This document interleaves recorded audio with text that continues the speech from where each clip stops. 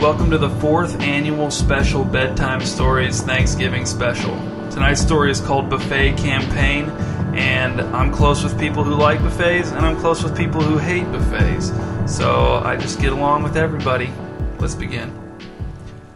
It wasn't like Arlo had never eaten at a buffet before. He had, lots of times. He had even eaten at the Ding and Dinner Bell in Multioke before. But for some reason, on that particular night, it all came together for Arlo, and he had what he eventually came to realize was the finest dining experience of his life. And he was 58 years old, so he had plenty of past dining experiences with which to compare it. Home-cooked meals, fast food, catered events, cafeteria food, bar food, hotel room service, food cooked over campfires, fancy-ish restaurants, ballpark concessions, but none of them were as good as that one Thursday night in the Ding and Dinner Bell all-you-can-eat buffet.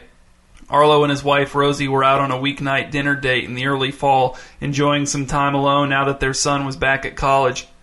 Rosie had actually been the one to suggest the Ding and Dinner Bell. Arlo had even protested a little, not wanting to drive all the way from Dalcette to Multioke and thinking he was in the mood for nachos anyway, but Rosie had pointed out that it was a nice night and that at the Ding and Dinner Bell Arlo could assemble his own nachos however he liked from the nacho bar area of the buffet, and he could have peach cobbler for dessert. So they went to the Ding and Dinner Bell, and who knows why, but as Arlo stood with a hot empty plate in his hand and gazed over the buffet with its myriad well-lit steaming options, heaped and mounded, awaiting the gouge of silver serving spoons, the grasp of tongs, every one of them available to him in any quantity he could reasonably desire, he felt goosebumps rise on his arms and tears prickle behind his eyes, and he knew then that this was all he could ever hope for from a meal. On the drive home, his stomach crammed full and warm, his eyes unconsciously scanning the fields on either side of the road for deer drawn to death, Arlo said, "Why doesn't Dalcette have a buffet?" "Dalcette isn't big enough to support a buffet," said Rosie. "Sure it is," said Arlo. He was ready to argue the point all night and at any volume. Rosie said nothing. "Yep," said Arlo, "Dalcette could definitely support a buffet, an all-you-can-eat buffet. Easily." Rosie wouldn't take the bait. She never took bait. It was her most annoying quality. In the days that followed, Arlo couldn't stop thinking about how wonderful it would be to have an all-you-can-eat buffet in Dalcette. Why should he or any Dalcette resident have to drive to another town to eat at a buffet when they were already in a town that could have its own buffet? How had no one thought of opening a buffet in Dalcette yet? It seemed so obvious to Arlo. As he drove through town running errands or on his way to and from work, the complete lack of a buffet anywhere in sight nagged at Arlo and made him irritable. As he sat down for meals at the dining room table at home or at one of the handful of small cafes in Dalcette that were not Newsworthy Burger, since he and Rosie never went there, all Arlo could do was stare glumly at whatever he had been served and dream about endless variety and unlimited quantities.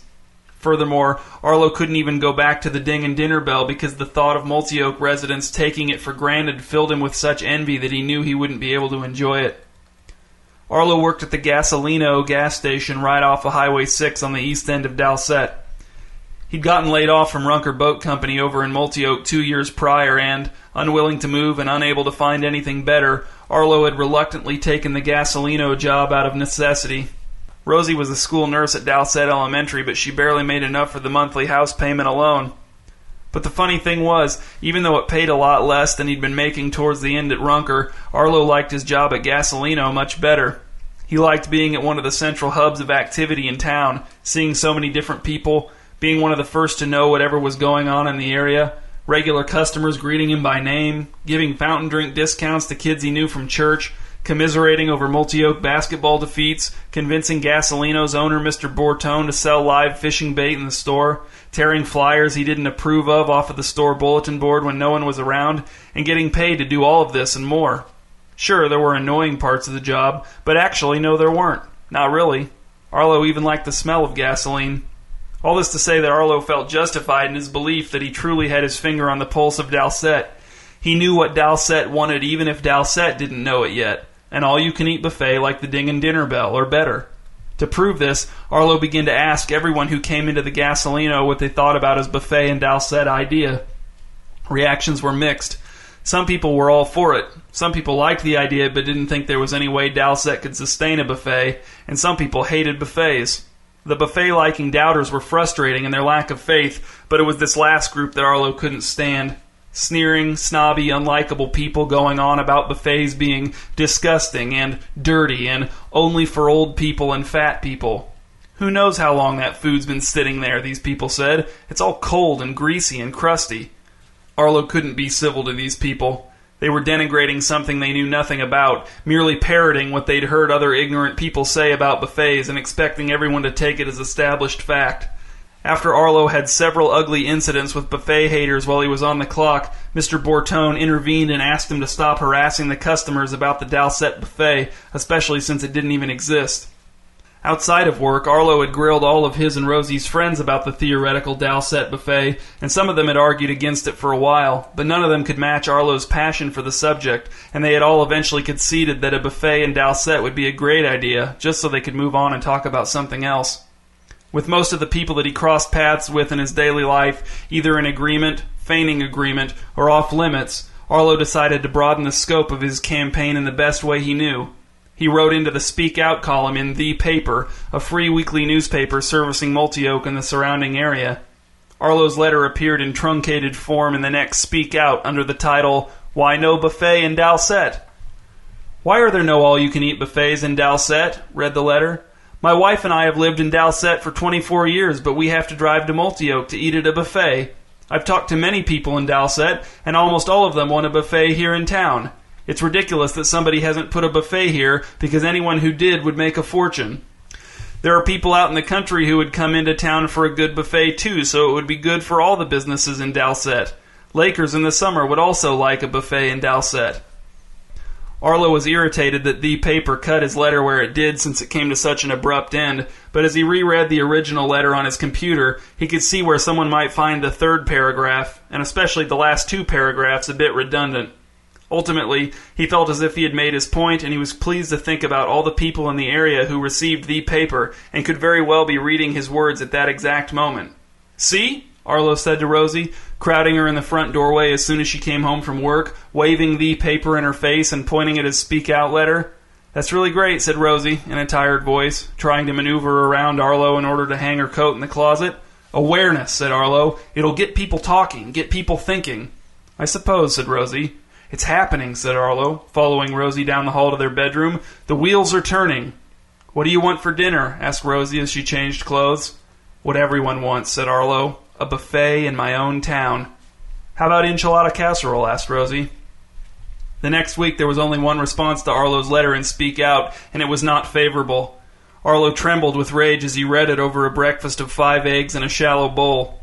The letter was titled, "No Buffet in Dalcette." "Get real," it read. "No one wants an all-you-can-eat buffet in Dalcette. What kind of fantasy world do you live in where you think Dalcette should have a buffet? Every buffet I've ever been to was awful. Why would anyone want one in Dalcette? And if someone wanted a buffet, they could just get in a car and drive to Multioke. You've heard of cars, right? You need to get real about buffets in Dalcette and go back to Dreamland or wherever you come up with ideas this dumb."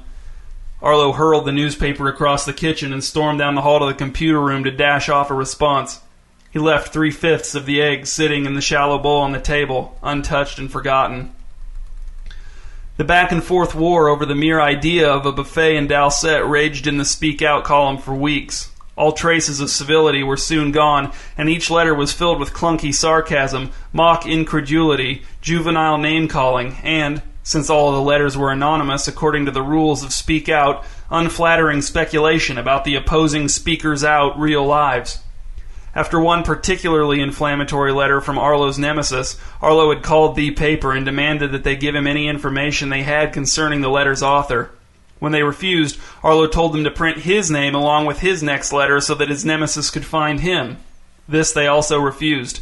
They were very prickly about their Speak Out rules over at The Paper. Arlo asked why this strictness didn't extend to the proofreading of their front-page headlines, which were notoriously fraught with error, and The Paper hung up on him. And so the anonymous battle raged on. At work, Arlo eyed every customer with suspicion, wondering if each one of them could be his Speak Out adversary. Or maybe there was more than one? Maybe it was a different person every week, all of them working together to try to shame Arlo into renouncing his buffet and Dalcette idea, or at least into silence. But their doubt and derision only made Arlo more committed, more fervent. He was no longer simply defending the concept of a buffet in Dalcette, or the concept of buffets in general, or even his own enjoyment of buffets. He was defending an entire group of people that these buffet-hating elitists sought to dismiss as an undiscerning, overweight rabble, gorging themselves on lukewarm mashed potatoes and coughing on the pudding. It was as if the buffet haters had never even heard of a sneeze guard. Arlo knew that buffet enthusiasts were good, honest, hard-working folk, and he knew that most of the people in Dalcette, his friends and neighbors, were good, honest, hard-working folk. And even if an actual buffet in Dalcette never came to be, he would defend the idea of one as long as he could draw breath. It might have been easier to win the argument if Speak Out didn't insist on editing all of his letters for length, but Arlo had decided that even if he couldn't fully articulate his thoughts in the forum available to him, he could at least stand strong and remain defiant, letting the snobs know that the normal people could not be bullied into surrendering their deeply held values, like all-you-can-eat buffets, preferably within 1 or 2 miles of one's home. And then Arlo met Jameson. One early summer evening, Arlo had just gotten out of the shower and was sniffing his hands to check for a remnant of gasoline smell from work, which Rosie disliked, when the doorbell rang. Arlo pulled on an all-gray sweatsuit and answered the door. On the porch was a man who Arlo guessed was in his late 30s. He had good clothes, bad posture, good teeth, and bad hair. "Arlo," said the man, "my name's Jameson. It didn't take long to find someone who knew who'd been writing the letters and Speak Out, so here I am. I figured whoever you were, you should be the first to know." He extended his hand. "I'm going to open a buffet in Dalcette." Arlo's mouth fell open. Tears welled in his eyes. He clasped Jameson's hand between both of his and pumped it up and down. "You won't regret it," said Arlo. "If you give this town the buffet it deserves, this town will support that buffet like no other. This town will cherish that buffet for decades to come." "That's what I'm hoping," said Jameson, graciously allowing Arlo to keep shaking his hand. "I came into a small fortune unexpectedly, and this is what I want to do with it." "You have my blessing," said Arlo, his smile so bright it attracted moths. "What are you going to name our buffet?" "Tastes Like More," said Jameson. "What do you think?" Arlo put his hands on his hips, squinted his eyes at the power lines across the street, and mouthed the name to himself. "I'll think about it and get back to you," said Arlo. "Well, that's definitely going to be the name," said Jameson. "I just wanted to know if you liked it or not." "Then I suppose I like it," said Arlo, but something felt strange. It was an unwelcome sensation in what should have been the happiest moment of Arlo's recent life. "How soon do you think it'll be open?" asked Arlo. "I want to move fast," said Jameson. "I'm not a patient man." He laughed. "I'm aiming for a Thanksgiving Day grand opening. I can count on you and your family being there?" "Wouldn't it be better to open during the summer while the Lakers are around?" "That's too soon," said Jameson. "Why, don't you think Dalcette can support a buffet with its year-round population?" "Oh, no, said Arlo. "I'm sure it can. But won't people probably have dinner at home with their families on Thanksgiving? Maybe it'd be better to open the day after." "The date's set in stone," said Jameson. "So will you be there for the grand opening?" "We'll be there," said Arlo, and the strange feeling, whatever it had been, was smothered and devoured by a swell of pure joy. Tastes Like More took shape very quickly. Jameson purchased the failed never-not-wicker patio furniture store that had been standing empty for over a year and immediately launched into a complete remodel of the interior. The windows were boarded up so that passers-by couldn't see what was happening inside, but a giant Tastes Like More Coming Soon banner was draped across the front of the building, and Arlo shuddered with pleasure every time he saw it. Arlo was a tireless advocate for Tastes Like More, doing everything he could to drum up excitement in the community. He was careful not to be too confrontational while on the clock at Gasolino so as not to upset Mr. Bortone, but in truth, naysayers didn't anger him nearly as much as they had before. Knowing that a real buffet would soon open for business in Dalcette had mellowed Arlo. It meant that he had won. The buffet haters hadn't been able to prevent the arrival of the buffet, and once it was open, the skeptics would all be proven wrong. They could either drive by the cheerily glowing buffet in their dark, cold cars, muttering their hatred where no one could hear them and stubbornly denying the allure of the hundreds of distinct food aromas mingling in the night air, or they could swallow their pride and join the crowd of happy buffet-goers inside. The choice would be theirs. Arlo's one disappointment with the whole thing was that Jameson didn't include him in the process of bringing Tastes Like More into existence. He had assumed that he would function as some sort of consultant for Jameson. That Jameson would want to at least pick his brain about what kinds of decorations and seating layouts and weekly specials would most appeal to the citizens of Dalcette. But since that first night when Jameson had come to his front door, Arlo had hardly seen him. Arlo tried to pry information about Jameson out of the foreman in charge of the Tastes Like More renovations when he came into the Gasolino for chewing tobacco, but there was little information to be had. All Arlo could gather was that Jameson was from Multioak and that he rarely visited his buffet. The foreman said that he mostly communicated with Jameson via cell phone, but he wouldn't give Arlo Jameson's number. Arlo typed up a list of suggestions for the buffet for the foreman to pass along to Jameson, but the next time the foreman came into the store, he told Arlo that Jameson had forbidden him from accepting any more unsolicited advice. And he also told me, said the foreman, not to solicit any advice. The week before Thanksgiving, Arlo and Rosie's son called to tell him that he was going to be spending the holiday weekend with his girlfriend's family and that he wouldn't be able to come see them until Christmas. Arlo was sad. He's going to miss Tastes Like More's grand opening. He doesn't want to go to a buffet on Thanksgiving, said Rosie. That's why he's not coming home. He knows his girlfriend's mother will give him a home-cooked meal. She appeared to be near tears. We have to go to the grand opening, said Arlo. After all the people I've told about it, we have to be there. I, of all people, have to be at the grand opening. You, of all people, said Rosie, but it didn't sound like she was agreeing. The days crept by. Tastes Like More appeared to be finished, but there were blinds in all the windows through which Arlo discovered it was impossible to peek. Arlo changed his route to and from work so that he could drive past the buffet twice a day. The building wasn't much to look at, but that was the thing about buffets. They weren't flashy. Buffets were all about value. You weren't paying for the building to look trendy, you were paying for variety and quantity, the two most important elements of any meal. Thanksgiving Day was bitterly cold. There was snow, but the flakes were like white dust particles, tiny and tossed about by the wind so they could never settle anywhere. Arlo and Rosie pulled into the Tastes Like More parking lot 2 minutes after noon. Arlo had wanted to be there right when the buffet opened at 11, but Rosie had pointed out that if they ate later in the day, they would probably only need a light snack for dinner. Since this idea was very much in the spirit of all the buffets stood for, Arlo agreed. There were 6 other cars in the parking lot. It wasn't a great turnout, but it was Thanksgiving Day. Most people were probably having family dinners at home. Arlo had tried to warn Jameson, but he'd been ignored. Arlo didn't understand why anyone would want to settle for the limited options of a traditional Thanksgiving meal when all of those options plus many, many more were available at a conveniently nearby all-you-can-eat buffet, but he supposed that this was one of those traditions that people adhered to simply out of habit. He just hoped that Jameson didn't take the low Thanksgiving numbers as an indication that Dalcette wouldn't support his buffet. More for us, he said to Rosie, and they stepped out of the car and into the merciless biting wind. How else to say it? Tastes Like More was terrible. It was everything the chorus of buffet haters had predicted and worse. The restaurant was oppressively lit. Despite the newness of the interior, it still seemed grimy somehow, which did not make sense. The top of the table where Arlo and Rosie were seated was sticky. The buffet itself was small, the options were shockingly limited, and those options that existed were uniformly unappealing. The food was lumpy, lukewarm, bland, greasy. What happened? Asked Arlo, his head in his hands, staring down at his second plate of barely touched food. His first plate of barely touched food had still not been cleared away. The rolls aren't so bad, said Rosie. What happened? Arlo asked again. It'll get better, said Rosie. They'll work the kinks out in time. We don't have time, said Arlo. He looked around the restaurant. The other patrons sat in silence, chewing morosely, or circled the buffet with their spotty plates in their hands, waiting for something that did not exist to catch their eyes. They looked poor and unhealthy, weary and defeated. They and the buffet fed on each other, and neither was satisfied. This, said Arlo, is wrong.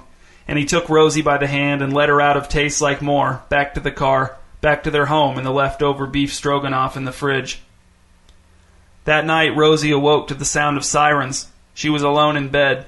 She looked at the clock on the nightstand. It was almost 2 a.m. She got out of bed and looked out of the bedroom window. A large swath of the night sky glowed red and orange. Rosie saw great swollen billows of smoke rising over Dalcette.